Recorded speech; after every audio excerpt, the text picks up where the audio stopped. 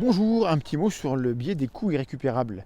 Un phénomène qui se produit lorsque on investit un petit peu dans quelque chose, on investit du temps, de l'énergie, des ressources, de l'argent, et puis on n'a pas ce qu'on désire, on n'a pas le retour sur investissement, et alors il serait logique d'arrêter les frais, de se dire je n'ai pas ce que je veux via cette méthode-là, donc je passe à autre chose, ce serait rationnel, mais on a un biais parce qu'on raisonne mal, on raisonne de manière qui n'est pas conforme avec nos intérêts.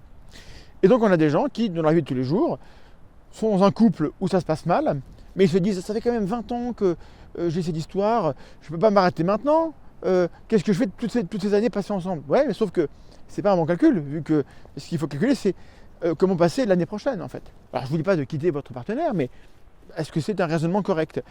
Est-ce que continuer une 5e année dans des études qui ne vous plaisent pas, qui vous rendent malheureux, est un bon calcul? On se dit, quand même, j'ai passé 4 ans dans cette fac, je ne vais pas m'arrêter comme ça, sans diplôme. Ouais, mais passer un an de plus, c'est un an de plus que vous allez payer. Dans la vie de tous les jours, on est souvent confronté au biais des coûts irrécupérables, et ça rejoint un peu l'escalade d'engagement dont je parlais la dernière fois. Ce biais-là, on l'appelle aussi l'effet Concorde, du nom de l'avion Concorde, qui était un bijou de technologie. On a beaucoup investi dedans pour le développer. Et puis est arrivé le krach pétrolier de 1973.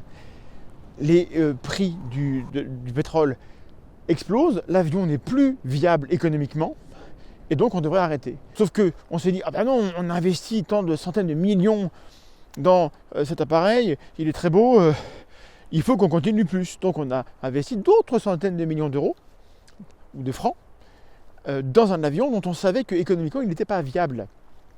Et donc au lieu de perdre la mise, on a perdu la mise plus ce qu'on a rajouté. Le biais des coûts irrécupérables, c'est ce qui se passe lorsqu'on refuse d'admettre que des pertes sont des pertes. Et là c'est la chute, évidemment. Attention au biais des coûts irrécupérables, il se cache dans beaucoup des aspects de notre vie. Si je paye pour une place de cinéma et que dès les 5 premières minutes je sais que le film ne me plaira pas, que je vais m'emmerder, la réaction rationnelle est de me lever et de partir, plutôt que de se dire j'ai quand même payé ma place, alors je vais rester pendant 2 heures à me faire chier parce que c'est mon droit. Il y a plein de situations dans lesquelles on ne raisonne pas très bien, et si on fait un tout petit effort pour se rendre compte de ces situations-là, alors on peut penser mieux et on sera tous beaucoup plus heureux. Des bisous, à bientôt.